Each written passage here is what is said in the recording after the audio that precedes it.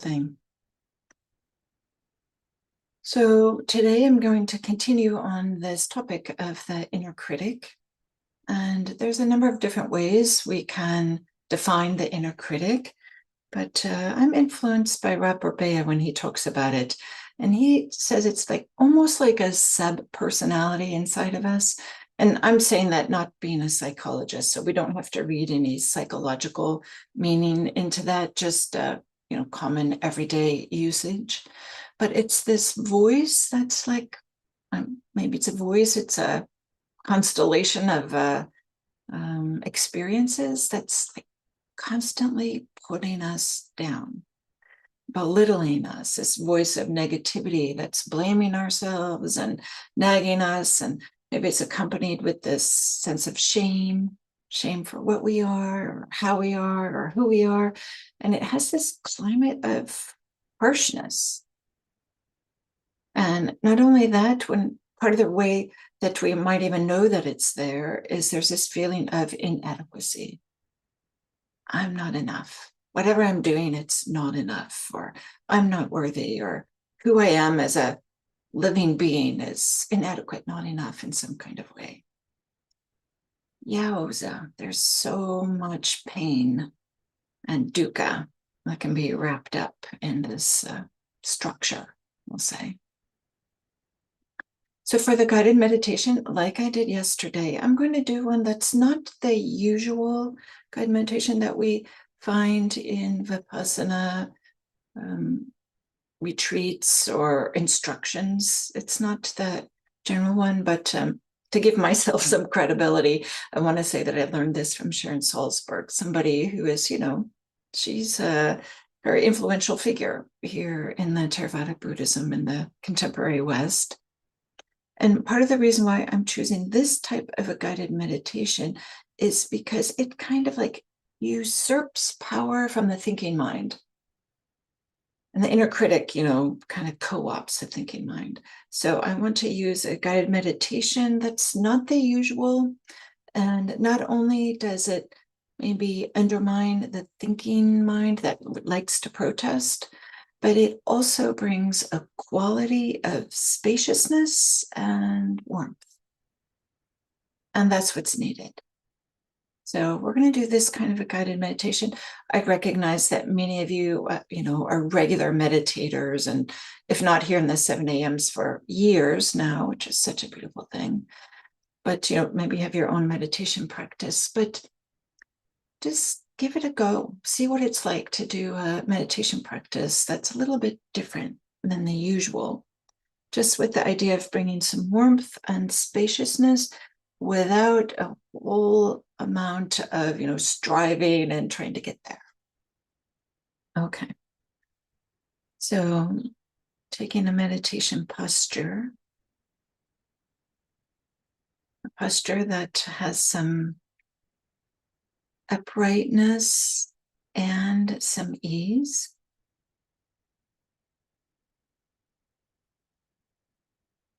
This a posture that expresses our intention to cultivate meditation, cultivate spaciousness and warmth for the next little bit.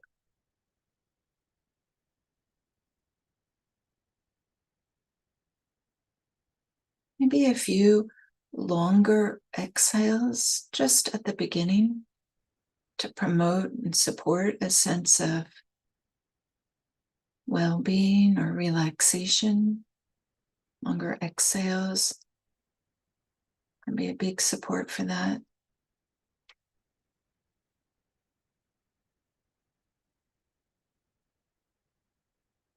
And then we'll do some loving kindness towards the body in a simple way. So you can repeat silently after me. And the thinking mind may want to show up and say, oh, this is different. This is not the way real meditation is done. You can just bow to the thinking mind and respect and love it, and then continue with the meditation.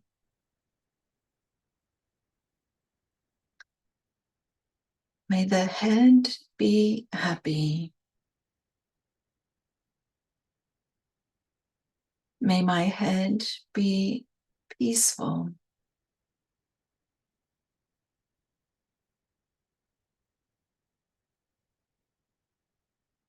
May the eyes be happy.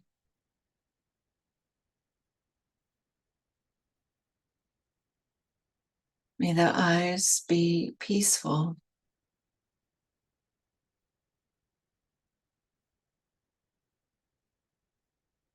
May the neck be happy.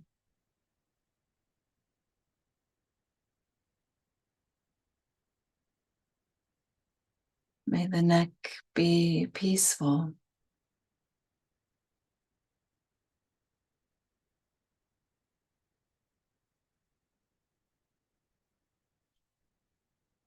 May the shoulders be happy.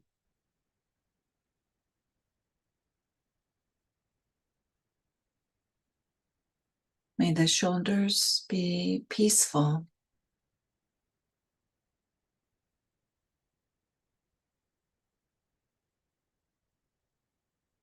May the arms be happy.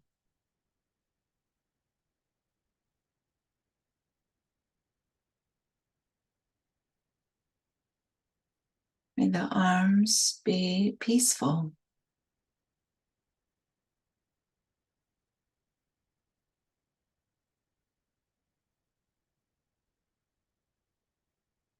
May the hands be happy.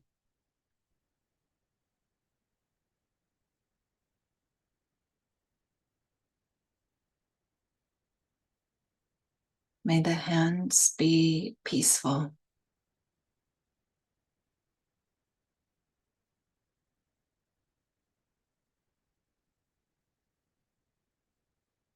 May the upper back be happy.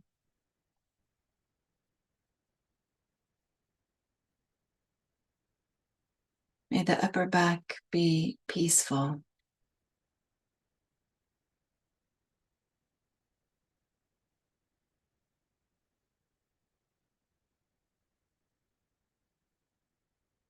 May the lower back be happy.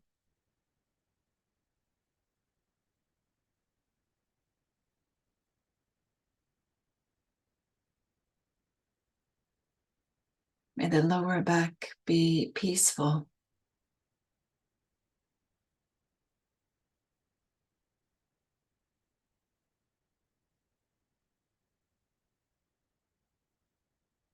May the chest be happy.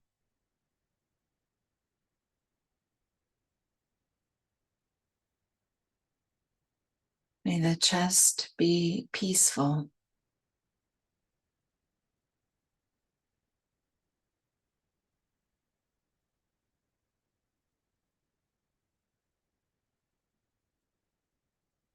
May the belly be happy.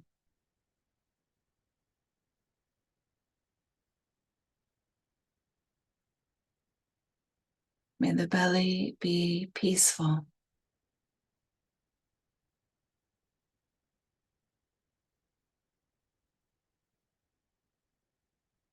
May the hips be happy.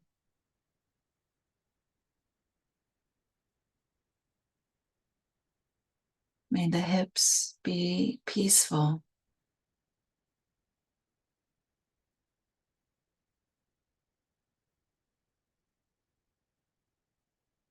May the right leg be happy.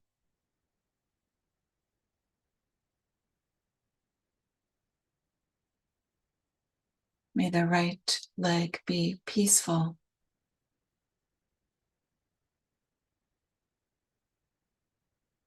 May the right knee be happy.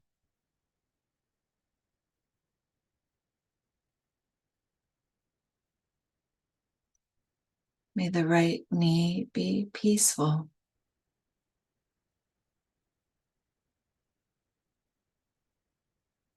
May the left leg be happy.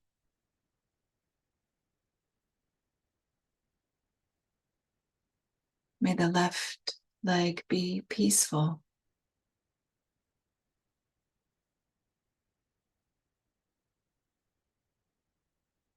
May the left knee be happy.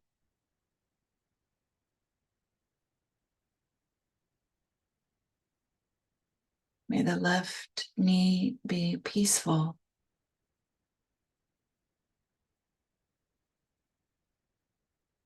May the feet be happy.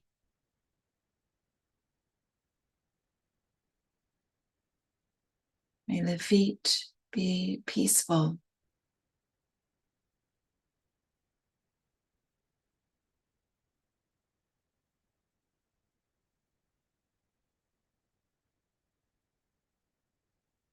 We're using the expression, may the body part be happy, as an invitation,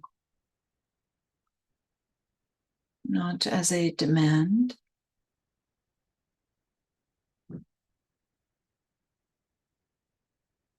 Sending goodwill and warmth.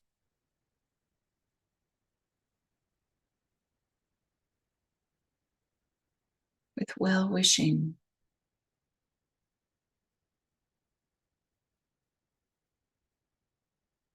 And working our way back up the body. May the left knee be happy.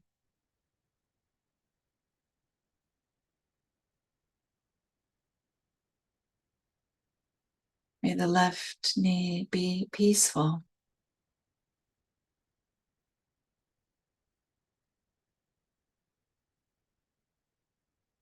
May the left leg be happy.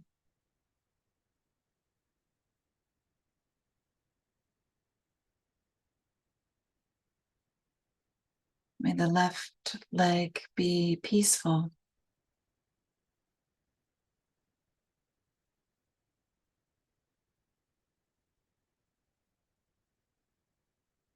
May the right knee be happy.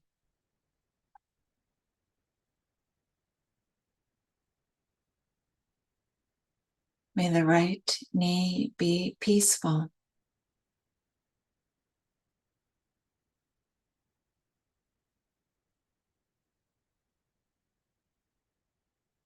May the right leg be happy.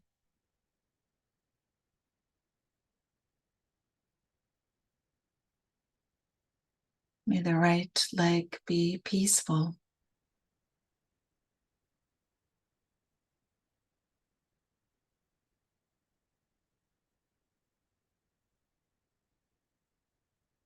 May the hips be happy.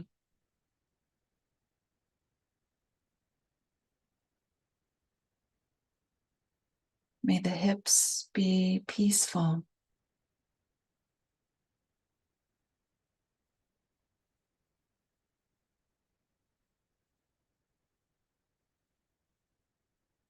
May the belly be happy.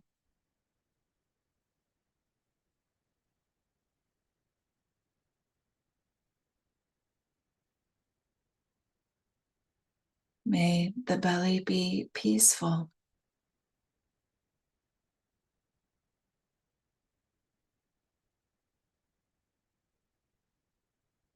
May the chest be happy.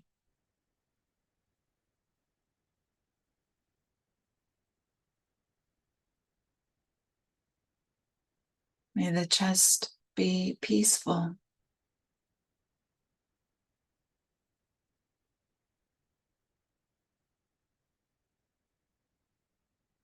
May the lower back be happy.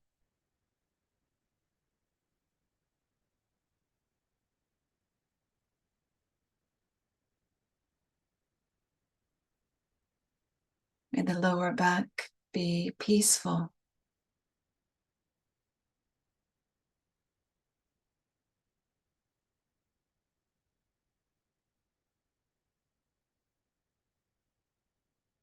May the upper back be happy.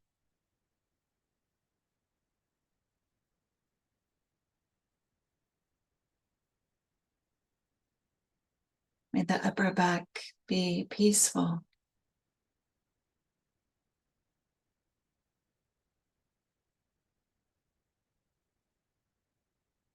May the hands be happy.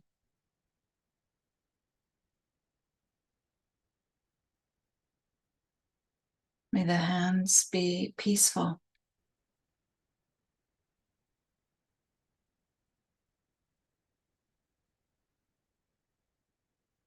May the arms be happy.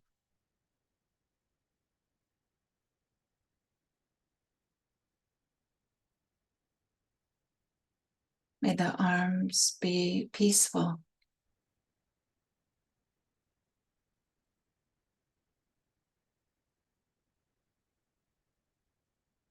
May the neck be happy.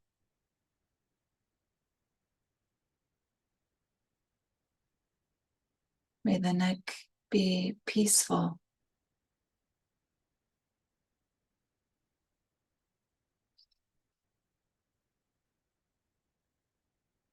May the eyes be happy.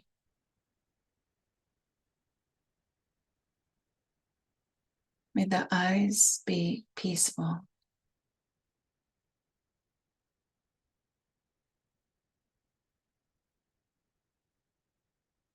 May the head be happy.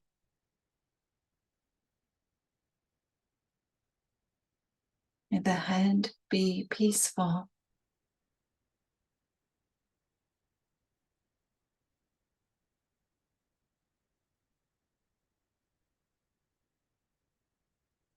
Maybe there's some area of the body that could use some kindness, some warmth, and some care.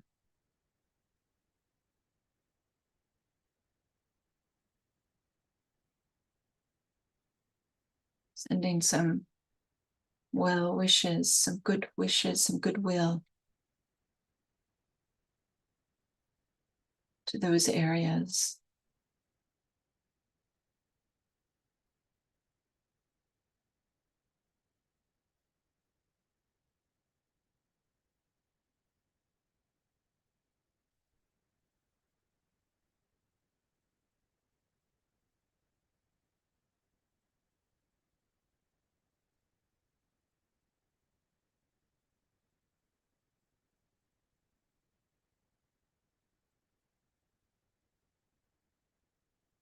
And then to continue with a body scan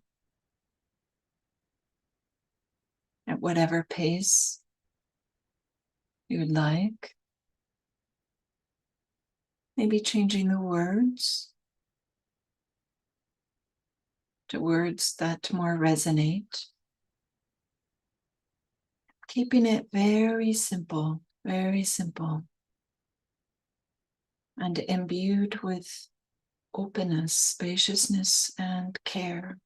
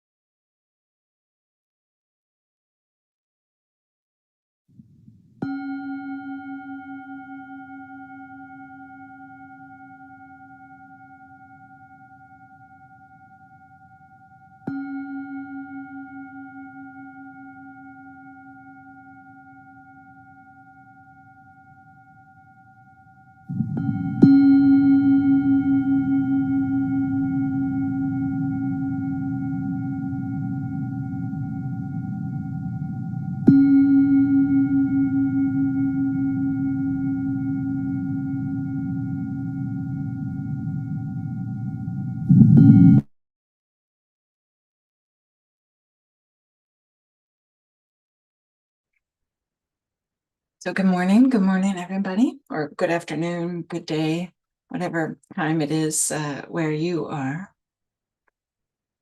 So I'm continuing on this theme of this inner critic, this inner voice or constellation of experiences or structure or dynamic. I don't really know exactly which word to use, but this thing that's kind of like nagging or belittling us or making us feel like we're inadequate in so many different ways and in so many different situations.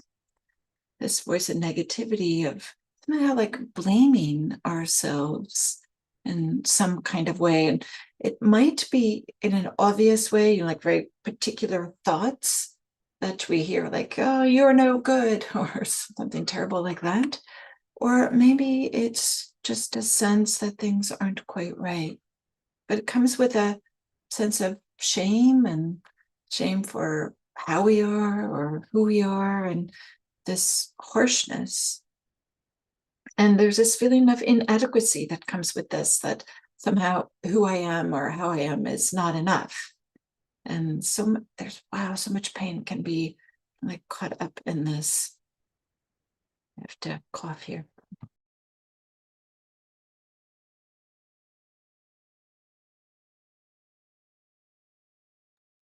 Excuse me, sorry about this, having to cough there. So I want to spend just a little bit this morning talking about how the inner critic works. Not the, you know, complete everything, like unpack it, but just point to something that might not be noticed and that can be enormously helpful when it is noticed. And that is this: the inner critic, it finds, let's say, a fault with a particular thing, like one specific thing, and then opens that up and globalizes it into an entire assessment of how we are as a person, like the entirety of how we are a person. It goes from one specific little incident and says, therefore, it means that you're no good. Like, for example, there might be a way in which, for example, you might meditate before hearing this talk, and there might be instance where you find your mind wandering off and, you know, not with the meditation any longer. This is what minds do, right? This is why meditation is a practice, where we kind of have to train the mind to keep on coming back to the anchor. And that meditation that I guided us in, it was, the anchor was saying phrases directed towards different parts of the body. And maybe you found the mind chattering away, things you need to do, or thinking like, oh, this is silly, why am I doing this? Then realize like, oh yeah, I'm supposed to be meditating and coming back to the anchor. I don't know, maybe there's a, that might have happened once or twice while you were meditating, maybe for just a few of you, maybe not. But there's this way in which this having noticed that the mind have wandered turns into, sheesh, you should be a better meditator by now. You're hopeless. You're never going to get it. Or, you know, something that just has like this global assessment of how you are as a person, just because the mind wandered when you were meditating. It can turn into just this whole sense of like inadequacy. And this sense of being inadequate, it might be really slight and subtle, or it might be harsh and obvious. So there's a way in which we can feel just a little like out of sorts or off kilter, or maybe there's a way we feel a little deflated or unenthusiastic. It kind of like, you know, takes the wind out of our sails, kind of a feeling, just in general. Or it can be this really harsh and really maybe obvious. It might not be obvious either, just because it's so familiar. We just feel like, oh yeah, okay, this is the way it should be. There's this way we can feel like annihilated or like deeply flawed or deeply disappointed in ourselves. Not only in ourselves, but in the world, in this way in which there's this sense of hopelessness, or like kind of like this lack of energy now, or this want to like just disengage and move away from whatever we're doing. This way we want to like just go distract ourselves to try to make ourselves feel better. So this feeling of inadequacy, it can be just really slight, or it can be really harsh and devastating.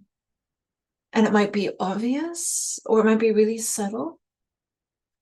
And it might show up in specific words. I'm using words like I'm hopeless, or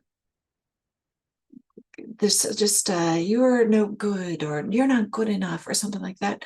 Or it might not be in distinct words. It might just be this general sense of I don't know, deflation, and this losing some will maybe losing energy of wanting to go forward. Or if there is energy, the energy is all about, okay, I have to fix it, I have to be better here, I'm going to do something about it, instead of this sense of kind of some uprightness and an ability to just meet whatever's to be showing up next. So just this general feeling of inadequacy or not being enough. And part of this inadequacy shows up also as a sense of should. Like, okay, something should happen. Maybe it's not even clear what it is, but there's a sense of, okay, whatever is happening, whatever I'm experiencing, it's not good enough.